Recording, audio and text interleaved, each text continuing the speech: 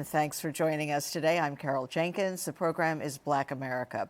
We're talking today about the Black youth movement, their successes and their plans. Can we imagine a world without policing, without prisons, and what could that look like?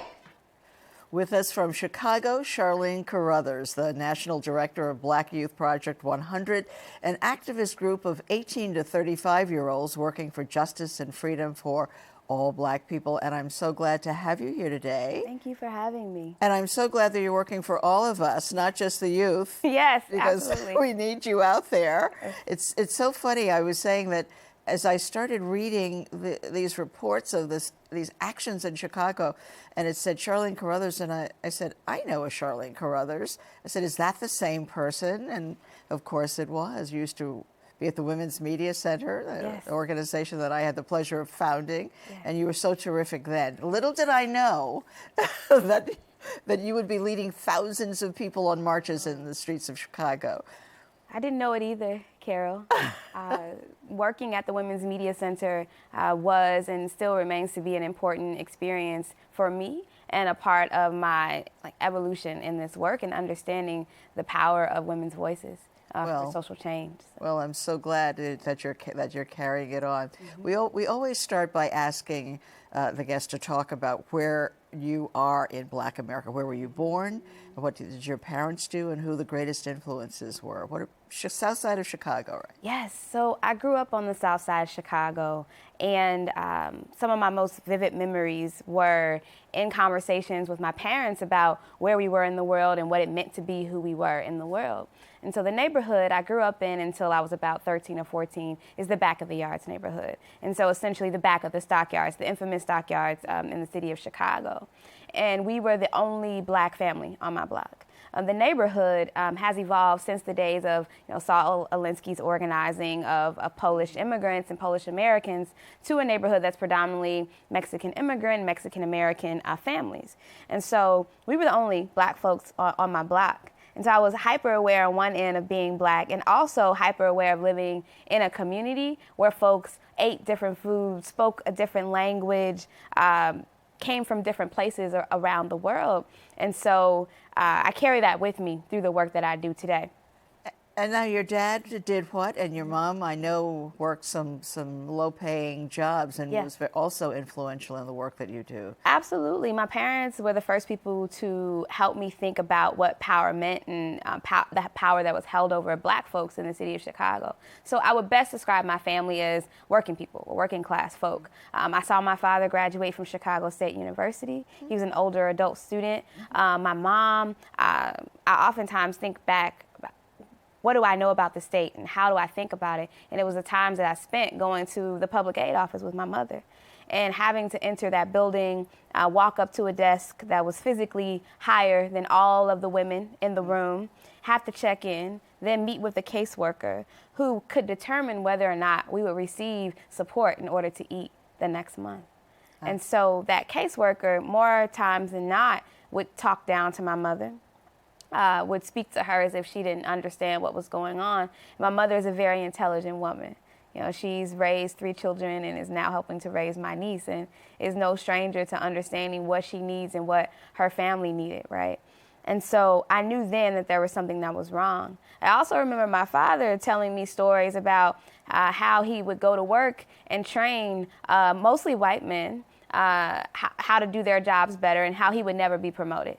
And my parents didn't use words like power and social justice and anti-Black racism or patriarchy, but they talked in very plain terms, in everyday people terms about how the world that we lived in treated Black folk, treated women, treated children in ways that were not right.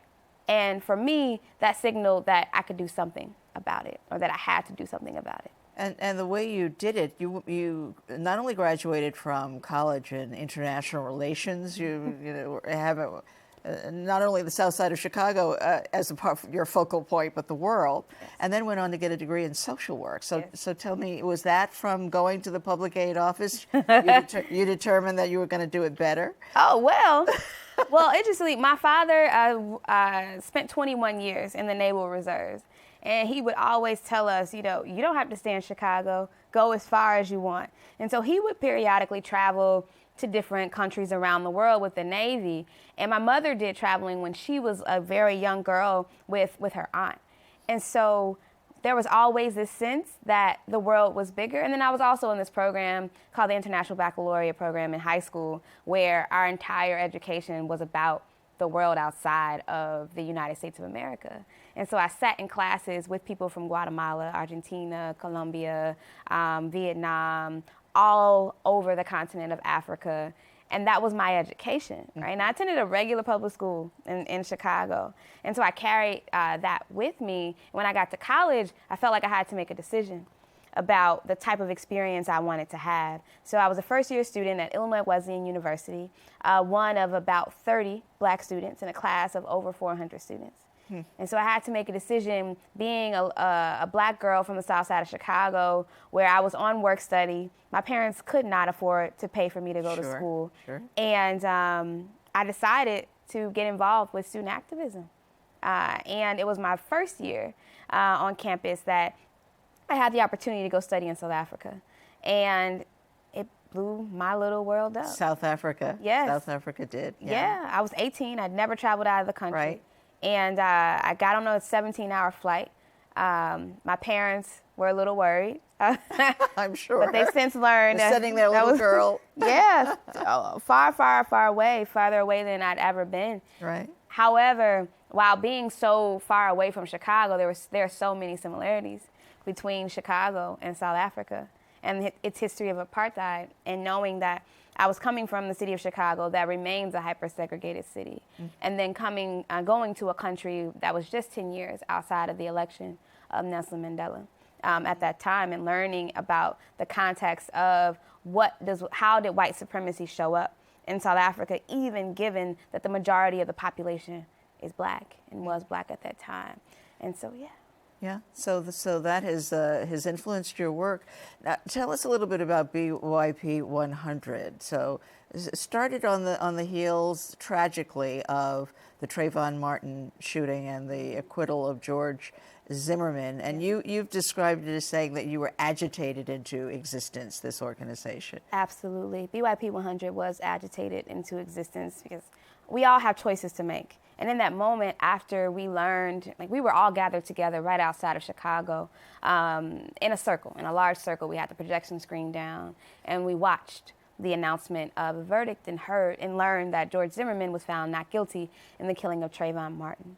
And so when you find yourselves at a moment where you have to make a choice and where you've been challenged and you've been faced with another trauma, another form of state violence against our people, we decided to do something about it, because we could have made different choices. And it was because we knew that as organizers and activists and educators and artists, we didn't feel that there was a body or an organization that could harness that energy. I've been doing this work now for a little bit over 12 years at this point. And I didn't have an organization like BYP 100 when I was first coming into this. And so we decided to build a national membership-based, member-led organization that engaged in direct action organizing, public policy advocacy, and also building electoral power through civic engagement. And for us, how we wrap that all together is through transformative leadership development and through our Black queer feminist lens. Right. So I want to read, just if I can, read this. It's in your agenda, because Yes. you're not just, sort of ethereal, loosely formed organization. You've got policies, you've got agendas, you've got a specific way forward, which is wonderful. But it says in your agenda, BYP 100 works through a Black queer feminist lens, meaning that we are radically inclusive and strive to move those of us who are marginalized, Black women, girls, and LGBTQ folks, to the center. Thus, the agenda is meant for young people who want to approach civil rights, racial justice, LGBTQ rights, and women's rights work differently. Further, the agenda, and this is the interesting part, is, all of it's interesting, of course, is not meant to advance the politics of respectability. We want all Black people to be able to live in their dignity. I don't think I'd ever heard the politics of respectability. What do you mean when you say that? The rest of it, of course, is self-explanatory. Yeah. So for us, our work is firmly grounded in the belief that none of us will be free until all of us are free. And so when we talk about all Black people, we don't just mean the Black folks who did graduate from social work school like myself, or the Black folks who went to college, or those who speak English in a particular way, or those who are citizens. People who are cisgender, people who are heterosexual. We mean everybody. And so it's interesting, Bill Clinton's recent remarks on who we're fighting for, and referring to our folk who are engaged in various drug economies and other things that people are criminalized for and incarcerated for. We're fighting for those folks too. The people who are in cages right now, the people who are on street corners right now, the people who are sex workers right now, this work is for all Black people. And so fighting against the politics of respectability means that we will not reinforce that it is about the respectable Black folks. It is about the comfortable conversation. It is about all of us, and especially those of us who are generally left out of the conversation. Right, the queer, feminist, radical, right, so that this is it's terrific. You've made such powerful moves in the city of Chicago that it's breathtaking. That's the way I describe it, of the changes that have taken place. The Laquan McDonald shooting by a police officer, a very, very difficult situation where video was not released for over a year, and when it was released, it was just so stunningly wrong that finally an indictment was delivered. But we have some video of you on the streets of Chicago. Let's take a listen to that, and then we'll talk about the changes. We're here from the Chicago Police Headquarters for a reason. We haven't talked about it much. We haven't talked about the people who reside in that building every single day very much tonight. Let's do it. But we know what they do. We know that Superintendent Gary McCarthy sits at a throne that is here to criminalize Black lives every single day. We know that his accomplice, Deputy Superintendent, is also sitting in that building, is there every single day to criminalize Black lives. We know this. But even if we remove those two men, the same things will happen. Because this is a structural problem. It's a structural problem, meaning that you can replace the people who represent the system, and the system will remain the same until and unless we organize to change it. And so when we say that Black Lives Matter, that is a political demand. It is a declaration that was also composed by 3 Black women in the wake of the George Zimmerman verdict. So if you don't know, you need to know. I love that, the way you add that. If you don't know, you need to know, right? I mean, you were preaching out there to get people going and to understand that change was possible. So here's the change. Yes. The police chief was gone. Yes. The prosecutor, who failed to, indict for over a year, got voted out of office. Yes. And you guys are still working on the mayor. Yes. So tell us how you saw all of those changes taking place. So young Black people and the Black community at large are constantly targeted by the Chicago Police Department and other state-based agencies and bodies.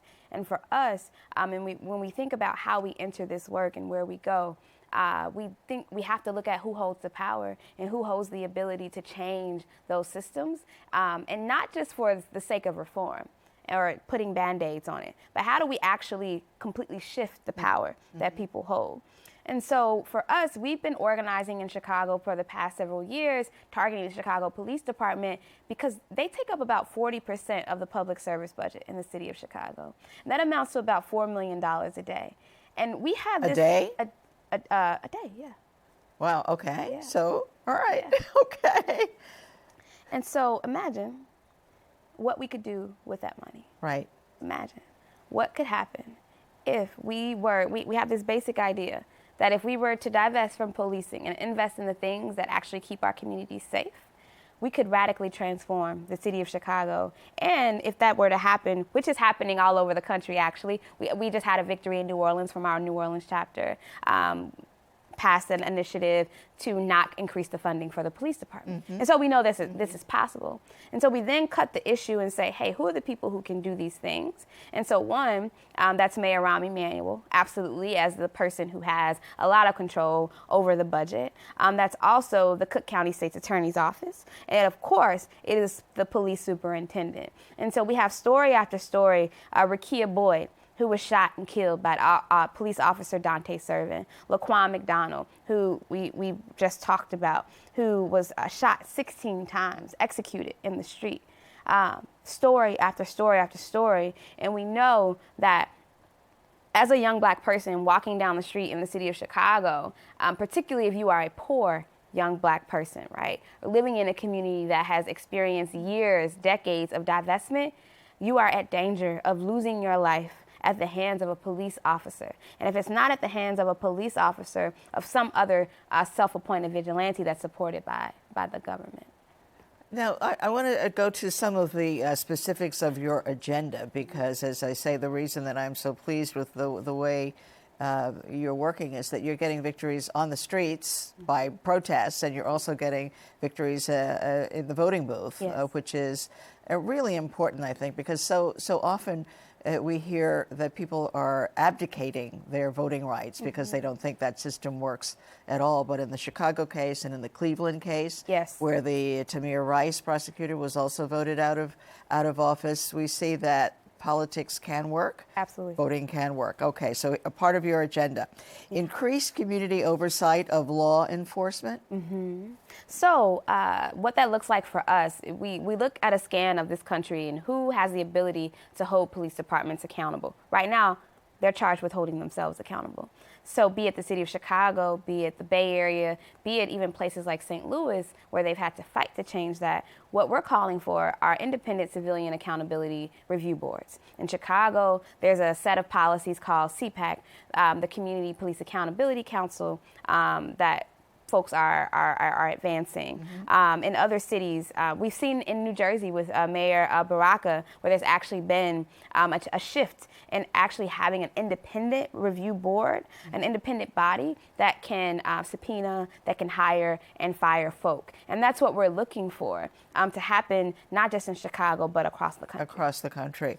Repealing crimes of youth. Yes. So young people, particularly young black people, are oftentimes susceptible and actually criminalized for things that when adults do it, they're not sent to jail, they're not punished, they're not ticketed or fined. And so, for example, vagrancy, things that we know that have a history in the black community, right? Be it from the convict leasing system, post-slavery during the Jim Crow era, simply being black and standing around can wind you up in jail or in prison. Exactly. In Chicago specifically, if you are a black person, you are 15 times more likely to be ticketed and or arrested for minor possession of marijuana. We know in the city of Chicago that black folks and white folks use at about the same rates. However, our communities are targeted for this, and then people continue to end up in a cycle for something, and we're talking about minor possession. And so we've been working, which is also part of our agenda, to decriminalize marijuana. And so for us, it's like if you are a student in a school in Chicago and you get into an argument with either a teacher or another student, you shouldn't end up in jail. That shouldn't happen. People are people, and young people are not actually treated like people. And then what you're calling the Mike Brown's law, body cameras on all police officers. Yeah. So our approach to body cameras in the agenda was not one of advocating body cameras. It was one to actually, if they're to come into your city or to your community, that the community is involved in that. And what we've seen since the publishing of this agenda is that we actually take a much firmer stance on body cameras, and that they will not solve the problem, and that they're a Band-Aid, because at the end of the day, an officer still has control over whether or not their camera is on. Whether it's turned on. Yeah, and we have video of Laquan McDonald being executed. That didn't stop him from being killed. No camera will stop a police officer from taking the life, and it will not reduce the power that they have over our lives every single day. So you're saying that there has to be community engagement? Absolutely. No one asked the people of Chicago if we wanted body cameras in our city on our police officers, and no one also educated our communities on what it meant. And thirdly, it takes a lot of money. It will someone will profit off of the provisions of body cameras on police officers. Why don't we have a choice to invest that money in schools? The city of Chicago closed over 50 schools just a few years ago, right? Why wasn't that money that we're considering to put into body cameras spent in our schools? We know what can actually keep us safe. There are research studies after research studies that good jobs actually prevent crime. Good jobs prevent recidivism. But our city is making a different choice. Elected officials have made a different choice, and that's the problem. Right.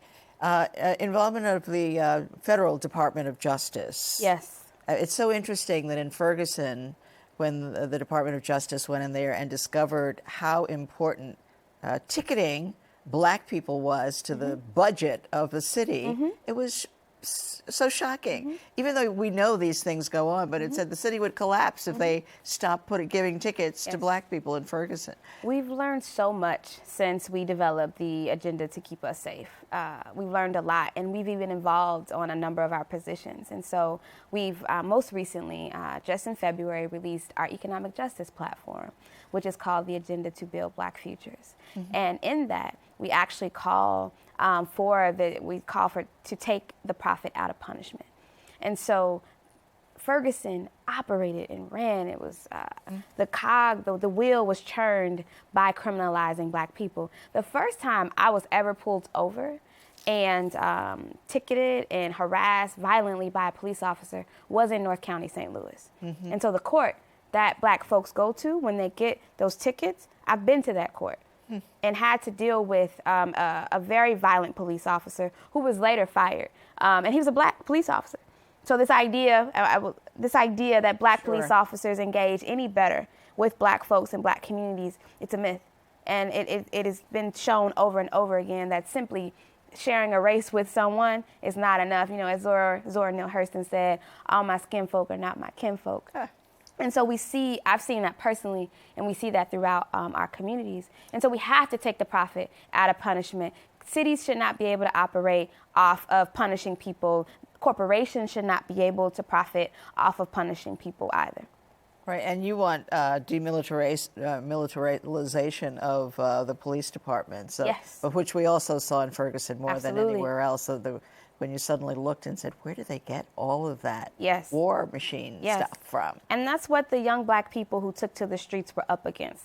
They were in the streets they're still in the streets. They were in the streets constantly, day after day after day. I was only there for a few days, right? And so, but I saw what the young Black folks, oftentimes who were not in an organization, young Black people who folks don't know their names, they're the ones who led that charge. They're the ones who had to face those tanks, the tear gas, the military-grade weapons. It was quite striking. So the last headline that I saw out of Chicago, I mean, they're always so